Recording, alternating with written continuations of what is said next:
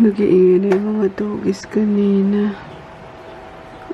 Pakain na si ate Si ate Jane kasi pala. Ayun, good morning. Ayun, malabo na naman tayo. Good morning, guys. Nakalis na yung mga bagets. Binubuksan ni Trish yung pinto, hindi niya mabuksan. So, itong bintana, binuksan niya kanina. Nanghingi ng pambili daw ng baseball bat. Yung binigyan ko.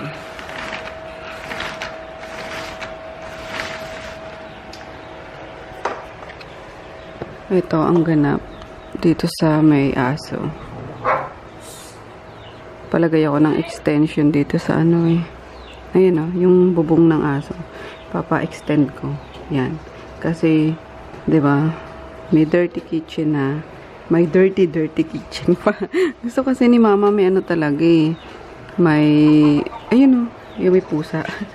May lutuan sa gatong. Ayun ewan ko, gusto ni mama talaga. So, pagbigyan natin. Ayan, tsaka lutuan din kasi pag nagluluto sa aso. So, mas tipid. Tapos, since madaming panggatong, ayun, doon ko ilalagay naman sa may gilid na yun. Kaya, in-extend ko. Hi, Lola! Hi! Good morning! Kakapi ka na, Ito lang. Tapos, ayan, pina-extend ko din yung semento dito. Ayan. Tapos yung matitirang lupa, yun ang ipapagras natin. Kasi sabi ko kailangan din ng mga aso ng semento, yung magaganyan na ng kuko. Ayan. Pero dito sa gilid, yan guys? Yan may mga halaman. Yan? Lupa yan.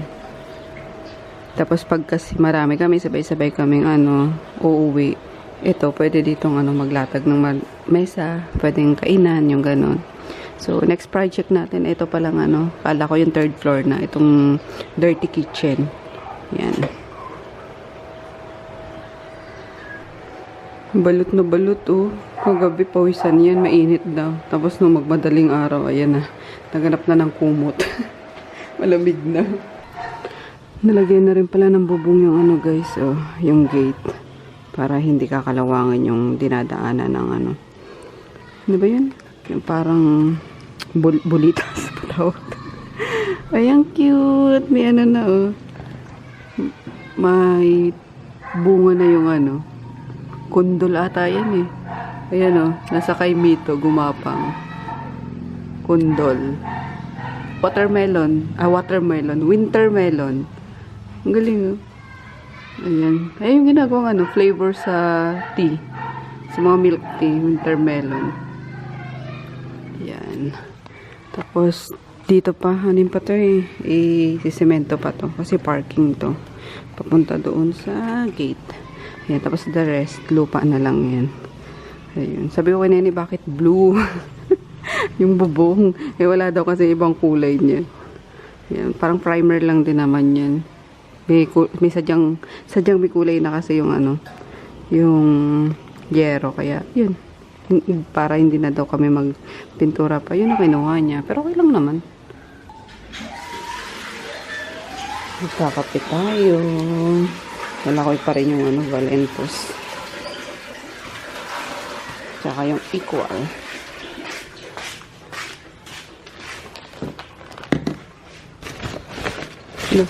Dala pala to ni auntie. Hindi kasi nakakain sa bahay. Kunin ko lang yung guys. Ayan. Ito yung mga dala-dala namin kahapon kasi yung ayun, yung higaan ng mga aso to nabasa nga buti to, plastic lang. Ayan, ito yung inantay ko guys sa sa Lazada. Actually, kinancel ko na to tapos dineliver pa rin. So, binayaran ko na lang. Ayan. Malaki pala siya. Isang piraso. 350. Ayan. Okay na, diba? Dalawang aso na yung makakahiga. So, itong 4 na piraso sa isang kulungan. Yung 3 piraso sa isa naman. Ayan. Uy, kabayo. Bumili ako ng mat sa guys, SNR. Hindi mo lang naramdaman dito sa Parang pang entryway kasi na ano. O kaya pag nalagay ko dito yung shoe cabinet. Sabi ko para may apakan yung mga ano. Wala, ayan, di naramdaman. Kailangan pala malaki. Anyway, itatabi ko na lang to sa kama namin. Pero ito, ano na, sakto grade. Entry mat. Yan. Diba? Patawa, daddy. Patawa tong mat na to. O kaya sa ano na lang to, sa may, dito. Sa may kitchen. Kaso di naman nagagamit tong kitchen na to. Yung panlagay sa ganyan. Ah, pwede.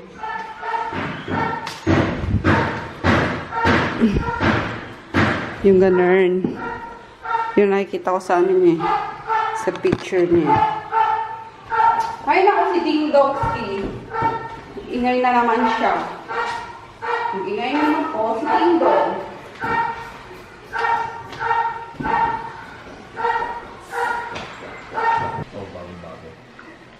Saka na tayo mag-ano guys, mag-house tour. Kapag nakompleto na yung ano, yung mga gamit. Or naayos na talaga. Kasi kulang-kulang pa eh. Ayan, wala pa nga kami dyan, ano, TV stand. Yung sa taas yan, binaba din. Kasi dapat yung may in-order ako na parang siyang cabinet, TV cabinet. Kaso, parang nakakasikip daw. So, ayun. Nag-order na lang kami ng panibago na patungan lang talaga siya ng TV. Pero, basta, very minimalist nung style niya. So, ayun na lang. Para makapaglagay din tayo ng mga paintings niya. Kasi pag yung ano, yung TV cabinet, hanggang taas siya, mataas siya. Yan. So, parang sisikip yung ano, tingnan yung sala. Kaya, yun. And then yung, ano nga dito, papalitan pa to. Kasi hindi pa nagagawa yung ano dyan. Yung console table na sampalok. Ay, yung gusto ko yun eh. Papagawa ko kay Kuya Gerald yun. Para mas, ano, mas bungacious tingnan, diba? And then, itong center table dito, papalitan ko din. So, ayun. And then, nagayaya na si Daddy sa bayan para bumili daw ng TV para sa ano. Para sa kwarto. Sabi ko, mamaya, ano, aga-aga pa eh. So, yun lang guys. It's nice to be home. Ayun. Trabaho muna tayo. Sasagot na ako ng mga orders for Lala Move later. Natay ko si Shani. Ang taga. Siguro na malengke pa sila. Alas 8 na oh. Piniem ko si Nene. Wala pang ano. Walang reply. Papabili sana ako ng brown rice kasi hindi ako nakapagbaon ng brown rice eh. Tagalin siya ni girl. Oh, tawagan ni Lola. Tawagan ni Lola. Andito na ang siya ni oh. Kakaupo na siya guys oh. May ribbon ka na naman. Oop! Tumba. Hala. Oop! Kaloka. Tataob sana siya eh. Malalaglag na siya dito oh. Ikaw ah. Ikaw ah. Oh, tingin tito. Tingin tito. Uy! Nanood si Daddy ng horror. Horror? Shani! Shani! Ah, ano? Ano, day-day? Ano po, day-day-day? You're so cute. You see anything other than grass? Seryoso si Daddy. Just grass. Just grass. Ah.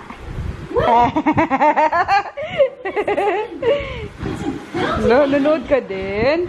Next church? Ah? No, I can't tell. It's too far away. Okay, which way is it? That way. For lunch, guys. Ayan, ang sarap. So excited. Ano ang tawag dito? Pinakbet ng Ilocano. Tapos may ano pa kabuti pa. Tapos bulaklak ng kalabasa. Sarap pag probinsya. Puro gulay. Pag dito mas lalo akong papayat niyan eh. Pag mga ganito. Puro gulay lang. Walang kanin. Gulay isda lang. Ay, yummers. Okay lang, may rice na sa brown rice. Brown rice. Ito kaya, pwede na to. Itong pids na to. Ginawang kanin. Ito na po ang masterpiece ni Chef Carding.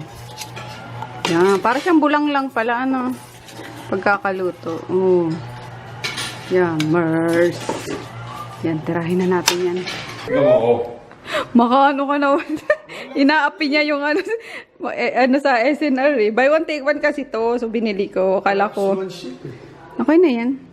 Wala lang kakalabas sa hangin dito. 2.5 ata. Buy one take one. Hi, Neneng! Andito na si Neneng. Hinahanap ni Lola Sabel. Ay, shoes, nangipit na naman yan. Ay, kaya gising lang yan eh. Naligo kasi yan eh. Na-press ko ng day-day niyan eh. Ano po? Sabi ko na, ay, paano papayat nito? Buti na lang ako. Konti lang yung rice ko kanina. Sarap! Puro gulay. Tapos ano, pritong isda. Ah? Si Papang. Hello, baby! Shane! Shh! Ha? Shane! Yan. Tatawa siya. Shane! Hello ka. O-vlog ka na. Vlog ka na. Hello, guys. Hello. Ay, naku po. Patay mo. Umuwan din. Ay, naku. Parang si Kuya Lucas din eh. Magandang hapon, guys. Wala akong kilay. My gosh, nakalimutan ko. Ayun. Baba kami sa bayan. Para sunduin namin yung mga bagets. Pero, bibili muna ako ng mga kailangan. Yun. Kaya ng basurahan, panlinis sa CR, doon sa guest room. Tapos, ewan ko kung may mapili si daddy na TV, baka bumili na rin kami ng TV. Ay, wala akong lang. Puchi, dapat din na lang. Ano? Mamaya na lang. Yung alin? Alin? Yung pang-testing sa video. Video? Yung hard drive. Ah, edi bukas na lang Basta na. sa TV. Ay, bukas na lang kasi kailangan gumagana sa sa USB niya tsaka Mga video ko. Oh. Kaya ako nabibili ng video. tomorrow na lang daw. Hello guys. So dito na kami kanina pang 5 PM. Yun. And din ako naka-vlog sa Walter kasi bawal talagang mag-vlog doon, pinagbabawal. Kahit napag-take ng picture nga. So, ayun. Anyway, galing kami sa handyman. Ayan. Pasensya na sa sa lighting natin. At maano pa siya. Madilim. So, bumili na ako ng lagay ng toothbrush. Yung ganun lang. Suction cup lang. All na lang natin, guys. Tapos, eto, yung towel bar. Ayan, kasi yung unang binili kong towel bar, parang masyadong malaki. Kasi yun eh, parang sa ibabaw nun, pwede ka pa maglagay ng mga tinuping towel. Eh, sobrang sikip na sa CR. Kasi maliliit lang yung CR sa, talaga to, sa bahay na to. So, tamang mag-aano ka lang, jijingle, babawas, liligo, yun lang. So, yun, kailangan lang, single bar lang to, guys. Ayan. Tapos, yung sa laboratory, ayan yung para siyang hose, kasi walang kasama pa yun. O basta, pinabili ni Kuya Gerald para dyan sa laboratory sa CR. Dito sa kwarto na to. And, ayan, yung ring na lagayan din ng tuwalya malapit sa laboratory. Di ba? Pag naghilamos ka, lagayan ng tuwalya. Yun, and hook para sa bathrobe or mga damit, yung gano'n. Bumili na rin ako. Tapos, syempre, di mawawala ang tabo natin. Medyo may kamahal ng tabo, 60 pesos. So, di ba, 35 lang to. 300 nga lang to, di ba? So, yun. And, dito sa isang bag, ayan, bumili ako ng isang pin light. Ayan, kasi nasira yung isang pin light namin dito sa may entrance. Tumalsik daw yung parang yung pinaka-lock niya. So, wala na, siraan na yun. Hindi na mahanap. Kaya bumili na lang ako. Mura lang naman, 160 pesos. Kasi nilagyan na ng mga bumbilya yung mga pin light eh. Yun. And then, ito, Tide to go. Si daddy kumuha nito. Okay. Saan yung gagamitin yan? Tapos, pampabango sa room. Ayan, favorite ko tong ano, apple scent ng Albatros. At Albatros mayroon no. Dati yung binibili ko, Glade tayo na apple din. Pero ngayon Albatros yung kinuha ko. Yung isa lalagay ko sa kwarto ni Chris kasi nilinis yung kanina ni Ate Jean. Gawa ng, Diyos ko. Sa lahat ng kwarto dito, yung kwarto ni Chris lagi talaga ang yung kailangan everyday linisin. Napakaano yung batang yun. Tapos ayan, bumbilya ulit. Yan, para dyan sa CR. So, papapalitan ko yung bumbilya dyan. Ito na kinuha ko, LED. Yan, tapos, matipid kasi siya sa kuryente. So, yun. And then, what else? Dito, sa supermarket na sa Walter. Yung iba, nasa nasa labas na guys. So, bumili ako ng Chucky, ng cup noodles, para pag pansabaw ni Daddy. Ano pa ba? Brown rice. Bumili ako para yun ang rice ko dito. Then, ano pa pang binili ko doon? Tissue. And, ano pa? Yun lang. Tapos, itong panlinis na. Ayan, bumili ako ng safeguard. Kasi si Chris gusto safeguard, tsaka si Froggy. So, yun. Pagtatlo sila. And then, syempre, yung pang sa CR. Pang ganun. Lilinisin ko kasi. Then, posporo. Hindi ko alam ba't yung posporo.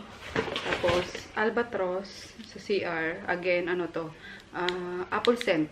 Ayan, gusto ko yung apple scent talaga. And then last is itong Zonrox lang. Yan, yung may free na siya na maliit. Ayun, alam ko may mga binili ako na panlinis. Yung sabon, meron naman dyan. Ito sa Zonrox. Gusto ko para pang sanitize, diba?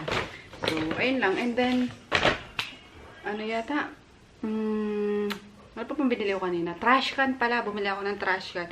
Na 50% off kasi bumili ako yung tag 30 liters na. Diba? Kasi, lang yung, yung difference, nasa 200 to 300 pesos doon sa 12 liters. Kaya, 30 liters na yung ko binili ko. Teka lang, dito ata sa labas.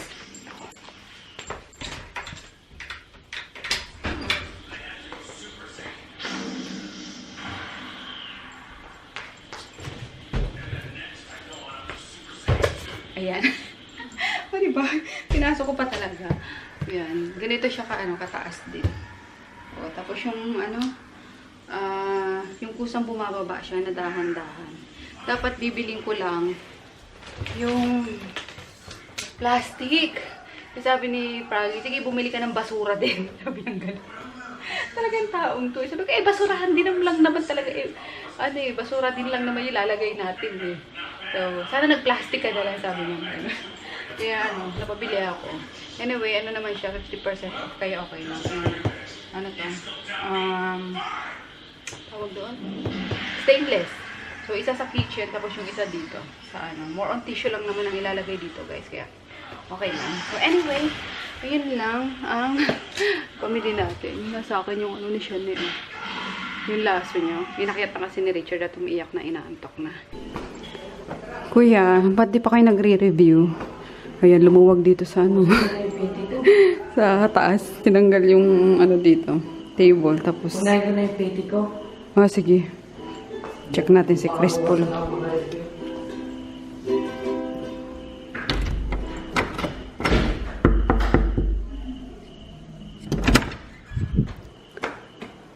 Ligo na. Oh. Kala mo, di ba sabi ko akyat ako. Tsaka, patingin ako nung kailangan yung review. Magre-review tayo. Exam. Ha? Bukas na. Oo nga, patingin ako para gagawa na ako ng reviewer. Di ba? At yung mga books nyo. Oh, kita mo? Sabi ko pag may dali na yung books.